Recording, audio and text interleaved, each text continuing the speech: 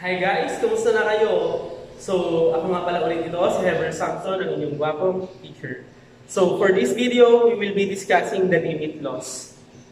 So, last time, we discussed the limits wherein as x approaches a certain value, meron tayo makukuha ang value ng function. So, now, we will be discussing the limit laws. So, under the limit laws, we will be discussing the theorems on limits of functions. The theorems on limits of functions. So, let's have the first theorem. The first theorem is the limit of a constant is that constant. Yung limit daw ng constant is yung constant mismo. Kapag sinabi natin constant, that is just a number. Number lang siya. Hindi nagbabago. So, for example, yung 5. Yung 5, kahit sabihin natin yung value ng x ay 7, yung 5 ay 5 pa rin. Pag sinabi natin 9, yung 9, kahit sabihin natin na yung value ng x ay 1, yung 9 ay 9 pa din. Hindi siya magbabago. So, pag sinabi natin constant, ito yung mga number, ito yung mga hindi nagbabago, or ito yung mga number lang na walang kasamang variable. So, for example, we have the limit of c as x approaches a is that constant. Ano ba yung constant dyan? Yung c. Therefore, ang limit ng c ay yung c mismo. So, let's have some examples para mas masundan. So, we have the limit of 4 as x approaches 2. The limit of 4 as x approaches 2. So, yung 4, constant number ba to? Yes. Kasi kahit sabihin natin na ang x ay 1, negative 3, negative 7, kahit na ano pa yung value ng x, yung 4 ay 4 pa din. So the limit of 4 as x approaches 2 is this constant din. So therefore, this is equal to 4. That is equal to 4. Why? Kasi nga, constant yan.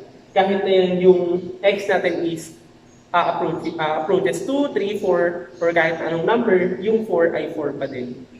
So, let's have another example. The limit of 9 as x approaches 6. So, ganun din, since constant ito, dahil constant yung 9, therefore, the limit of 9 as x approaches 6 is still equal to 9. Nasundan ba yung first limit law? Or the first theorem on limits? Oh, very good. So, now, let's proceed for the second theorem. So, the limit of the identity function. The limit of the identity function. So, in this theorem, ang function lang dito is yung x. So, kapag ang kinukuha nating limit is yung value, yung x lang, yung kinukuha na natin ang limit is yung x lang. Therefore, whatever yung dun sa dito sa number, dito sa maliit, as x approaches kung ano mang number yan, that will be the limit of the function x. So, for example, ito, the limit of x as x approaches a, this is equal to a. So, let's have another example. We have the limit of x as x approaches 5.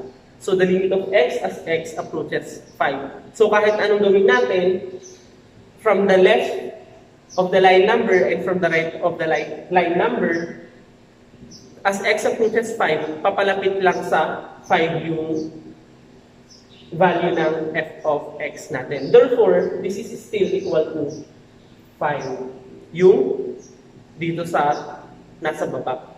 So, the limit of x as x approaches ay a. Therefore, this is equal to a. Nasusundan ba yon? So, now, let's proceed with the third theorem. So, the third theorem. The limit of a constant c times a function is equal to the constant c times the limit of the function, provided that the limit of f of x as x approaches a exists. So in symbols, we can write this as the limit of c multiplied by f of x as x approaches a is equal to c times the limit of f of x as x approaches a. So, ang sinasabi dito sa third theorem is that yung limit daw ng constant and a given function, or for example, we have 3x, yung limit daw ng 3x. So, ang una natin gagawin is, of course, to multiply yung 3, yung numerical coefficient natin with the limit of the given function na x. So let's have some examples. So we have the limit of 4x. So what is the limit of 4x as x approaches 2? So ang gagawin natin, ilagay na natin yung 4 dun sa left side ng limit, and then x approaches 2, and then we have x. So now we have 4. Remember that dun sa second theorem natin, we learned that ang limit ng identity is yung dun sa given na as x approaches a certain value. So dito, therefore, the limit of x as x approaches 2 is equal to 2. So katulad ng sinasabi dito sa third theorem, ang gagawin natin is we will be multiplying yung number and the limit of the given function na x. So we have 4 times 2 is equal to 8. So next, we have the limit of negative 9x as x approaches 5. The limit of negative 9x as x approaches 5. So we have negative 9 multiplied by the limit of x as x approaches 5. So we have negative 9 multiplied by 5, and this is equal to, what is negative 9 multiplied by 5? That is equal to negative 45. Naiintindihan ba to? Oh, very good. So now, let's proceed with the fourth theorem. So the fourth theorem states that the limit of the sum of two functions is equal to the sum of the individual limit provided that the limit of each function as x approaches a exists. So, ang limit daw ng pag meron tayong pinag-a-add na dalawang functions ay equal sa individual limit. Therefore, kukuhanin mo yung limit nung unang mong ina-add dun sa pangalawa. Yung unang function dun sa pangalawang function. After that, you will be adding those limits. So, after mo i-add, yun na yung magiging value, yun na yung magiging limit natin for the given function. So let's have some examples. Example number 1. The limit of x plus 7 as x approaches 2. So we have the limit of x as x approaches 2 plus the limit of 7 as x approaches 2. So what is the limit of x as x approaches 2? Very good, that is equal to 2. Plus, what is the limit of 7 as x approaches 2? Very good, that is equal to 7. And what is 2 plus 7? Very good, that is equal to 9. So, remember that the limit of x as x approaches 2 is yung given na value ng x na as it approaches a certain value that will be its limit. So, we are applying dito sa individual limits na to, we are applying yung mga inaral natin ay yung mga unang theorems. So, therefore, the limit of x plus 7 as x approaches 2 is equal to 9. So, let's proceed with the limit of 4x minus 3 as x approaches 1. So, ganun din, individual limit, and then we will be adding these limits. So, we have the limit of 4x as x approaches 1, and then minus the limit of 3 as x approaches 1. So again actually hindi lang to sa pinagsama ko na rin yung sa next na theorem na kapag nagma-minus tayo, hindi lang sa. So we have 4x minus 3. So kapag hindi naman addition, kapag magsusubtract tayo, of course you have to subtract. So ganun din, kuhanin yung individual limits and then subtract. So let x be the number of mobile phones sold in 1 week in AB store. So we have Discrete random variable. Let y be the weight in pounds of newly born babies in hospital nursery. Continuous random variable. Let z be the heights of varsity players in your school in meters. Continuous random variable. Let p be the number of chicken wings a man can eat. Discrete random variable. Kaya naging 4 times 1 minus 3. So next is, what is 4 times 1? Very good, that is equal to 4 minus 3. What is 4 minus 3? Very good, that is equal to 1. Therefore, the limit of 4x minus 3 as x approaches 1 ay equal sa 1. Naiintindihan ba to? Very good. So now let's proceed with the next theorem. So the next theorem is the limit of the quotient. The limit of the quotient. So usually it is, pag sinabi naman kasi natin quotient, ito yung mga fractions. And siguro ano lang din, pag meron kayong nakitang fraction, wag kayong matatakot. Isipin nyo na mahirap o ganun. So, itry nyo pa din. Kasi nga, tandaan, experience is the best teacher. And mas matututunan nyo ang isang bagay kapag sinusubukan ninyo, kapag ginagawa ninyo. So now, let's proceed with the first example. The limit of 2x plus 5 all over x plus 3 as x approaches 2. So what is the limit of 2x plus 5 over x plus 3 as x approaches 2? So ganun din, individual limit for the numerator and for the denominator. And i-apply lang natin lahat ng mga naunang theorems. So we have the limit of 2x plus 5 as x approaches 2 all over the limit of x plus 3 as x approaches 2.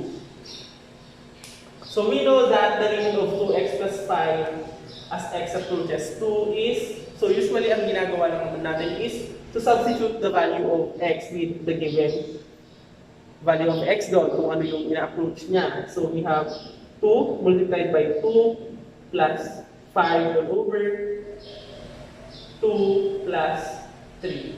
So 2 multiplied by 2 is equal to 4 plus 5 all over 5. So 2 plus 3 is equal to 5. 2 times 2 is equal to 4 plus 5. So 4 plus 5 is equal to 9 over 5. Therefore, the limit of 2x plus 5 all over x plus 3 as x approaches 2 is equal to 9 over 5. Nasundan ba to? So if hindi pa masyado, let's proceed with the second example. The limit of 5x plus 4 all over x plus 1 as x approaches 2. So we have the limit of 5x plus 4 as x approaches 2 all over the limit of x plus 1 as x approaches 2. So, what is the limit of 5x plus 4 as x approaches 2? So, this is equal to 5 multiplied by 2 plus 4 all over. What is the limit of x plus 1 as x approaches 2? This is 2 plus 1.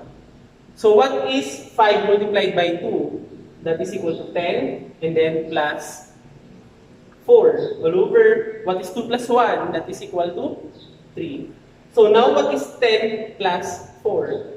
Very good, that is equal to 14 over 3. So therefore, the limit of 5x plus 4 all over x plus 1 as x approaches 2 is equal to 14 over 3. So naintindihan ba kung paano natin kinukuha ang limit ng quotient? Very good. So now, let's proceed. So next is the limit of the nth power. Ito naman yung limit ng merong mga exponents. So let's have the first example. The limit of 3x plus 4 raised to the third power as x approaches 1. So ano yung limit daw ng 3x plus 4 raised to the third power as x approaches 1? Kapag ganito yung given na function, ang kukuhanan natin ng limit is yung function na naka-raise sa exponent.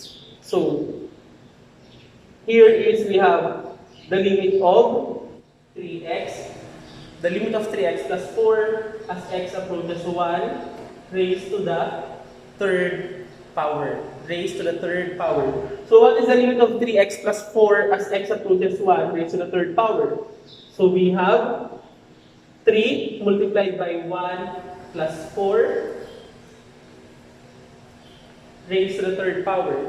What is 3 multiplied by 1? 3 multiplied by 1 is equal to 3 plus 4 raised to the third power. And what is 3 plus 4? What is 3 plus 4? This is equal to 7 raised to the third power.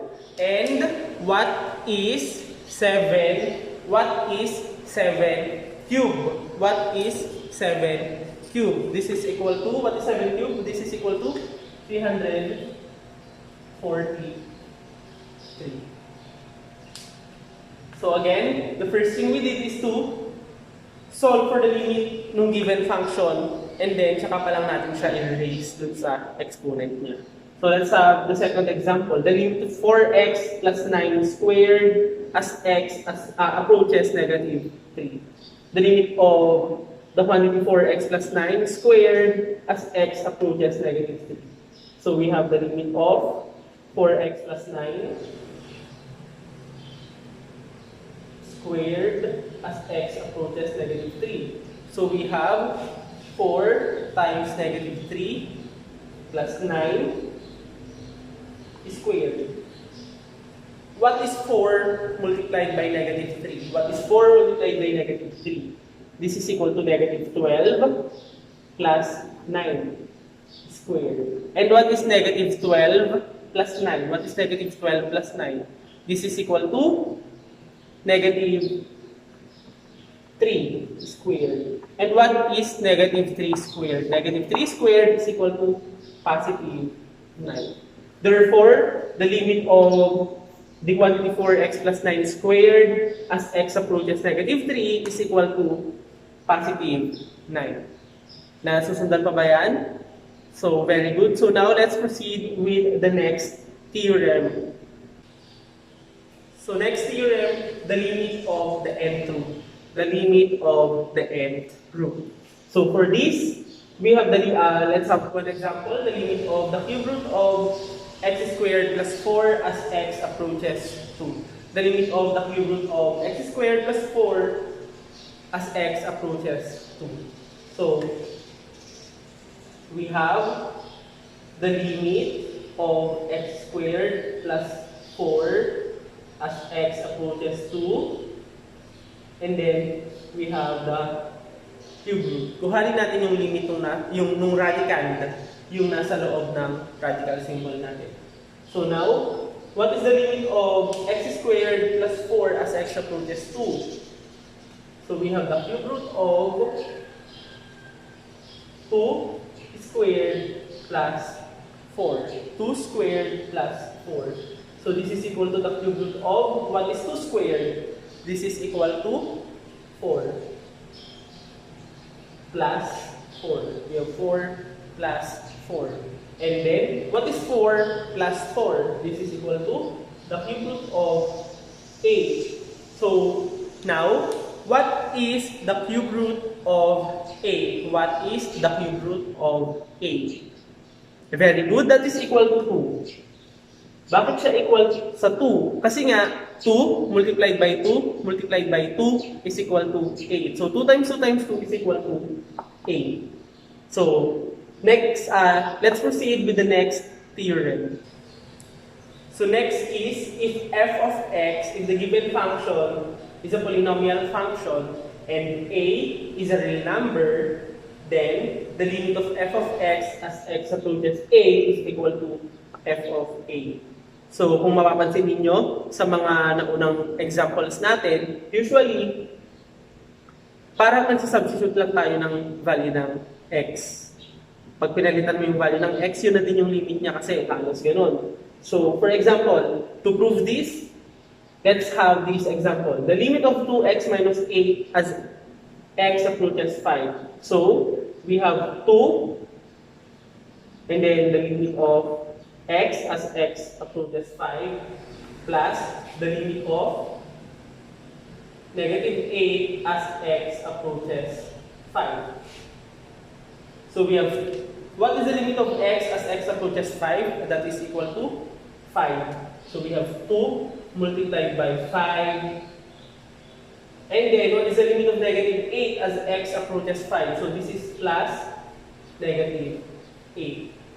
So what is 2 multiplied by 5? That is equal to 10.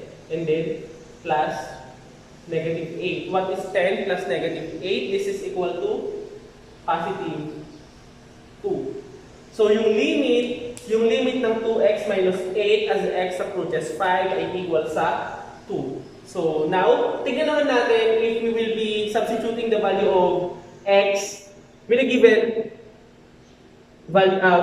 x here na 5. So let's try. We have f of x natin ay equal to 2x minus 8. If we will be substituting all the values of x with 5, tingnan natin kung pareho ba yung lalabas. So we have f of 5 is equal to 2 times 5 minus 8. So 2 multiplied by 5 is equal to 10 minus 8, and 10 minus 8 is equal to 2. So as you can see, the given function is the same with the limit of the given function as x approaches 5. So, pareho lang sila. Kaya usually ang ginagawa lang naman natin is we substitute the value of x. But remember, yung x natin ay hindi yung given na certain value. Kasi nga, approaches lang siya, ina-approach niya lang yung given function na papunta lang siya doon, hindi yun mismo. How if, but then, meron kasing mga examples na hindi applicable yung gano'n. Bakit? Kasi indeterminate siya. Pag sinabi natin indeterminate, okay. So, let's have one example.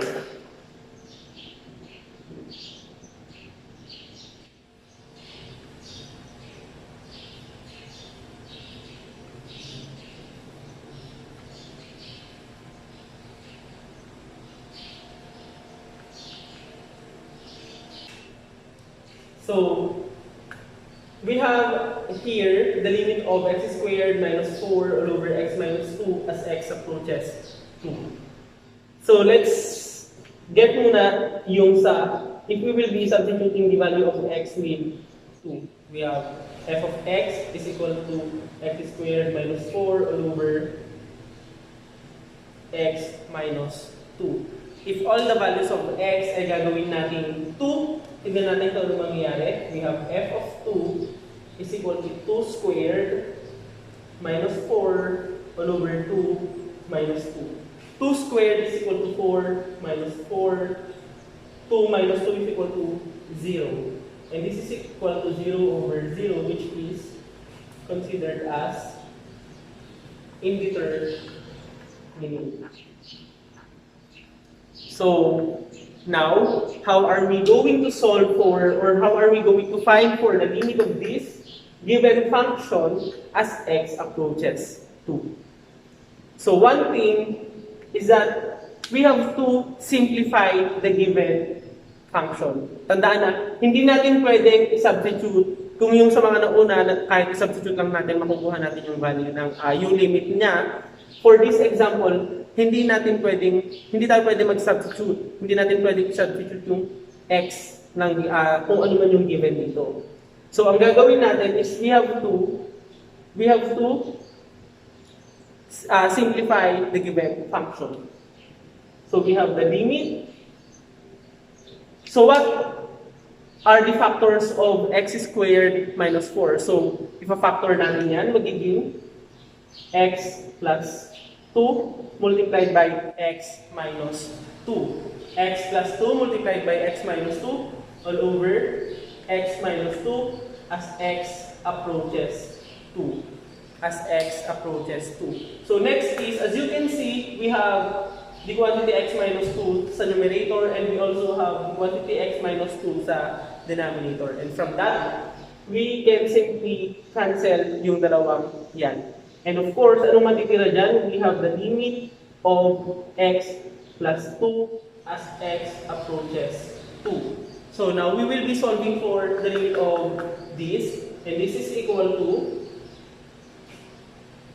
the limit of x plus the limit of 2 as x approaches 2. So the limit of x as x approaches 2 is equal to 2 plus 2. And 2 plus 2 is equal to 4. Therefore, the limit of x squared minus 4 all over x minus 2 as x approaches 2 is equal to 4. So, tandaan na, hindi pwede palaging substitute lang. Kasi hindi naman talaga ito yung value ng x eh. Kasi nga ina-approach niya lang. Na-approach niya lang. Papunta lang siya doon. Hindi naman talaga yan. Kaya ang gagawin natin, we have to gagawa tayo ng paraan para hindi maging indeterminate yung value ng function natin, yung real number natin. So now, ang ginawa natin is we factored the numerator, and that is equal to x plus 2 multiplied by x minus 2, and the denominator is x minus 2. Since we have a given factor sa taas na x minus 2, and the denominator is x minus 2, pwede natin i-cancel na lang yan para mas madali. Kasi ganun din naman yun. Since they are the same naman. So pag kinancel natin, ang matitira na lang ay x plus 2. So now the limit of x plus 2 as x approaches 2 is equal to the limit of x as x approaches 2 plus the limit of 2 as x approaches 2. And the limit of x as x approaches 2 is equal to 2 plus 2, and 2 plus 2 is equal to 4. Therefore, the limit of x squared minus 4 all over x minus 2 as x approaches 2 is equal to 4. So, nasusundan ba yon? Nasundan ba yon? Naintindihan ba yon? Very good. So, that's it for this video. I hope you learned something today, especially for the limit laws. So, I'll end this video, and I hope na panoorin nyo pa yung mga next na videos na i-upload ko. So again, don't forget to like, subscribe, and hit the notification bell, and of course, comment na rin kayo kung ano yung mga gusto nyo pang ipaturo para yun yung gagawin ko ng video. Yun lang for this video. Goodbye and see you next video.